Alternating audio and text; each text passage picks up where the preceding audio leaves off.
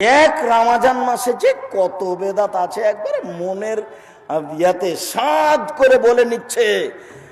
আর ইফতার সাহারির খাওয়ার 5 মিনিট আছে, আপনারা তাড়াতাড়ি সাহারি খান।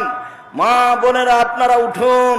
আর কে যে কি করছে, গাজাল পড়ছে। যদি উমর রাদিয়াল্লাহু তাআলা বেঁচে থাকতেন সবার আজীবন জেল হতো। উমর রাদিয়াল্লাহু তাআলা বেঁচে না থাকার কারণে সবাই পাপ করার সুযোগ পেয়েছে, মুখ খুলতে পাবে না, শুধু আজান, শুধু আজান। কোরআন মাজিদ পড়তে পাবে না, গাজাল পড়তে পাবে না, বলতে পাবে না।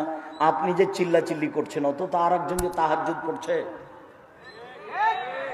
আমি তো ইমামের সাথে তারাবি পড়ি না, আমি তো নিয়মিত তাহাজ্জুদই পড়ি রাতে, ওই একই সালাত, যেটাই তাহাজ্জুদ সেটাই তারাবি।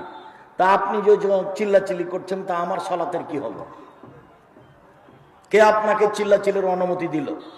আপনার হুজুরও বেদাতি, আপনিও বেদাতি।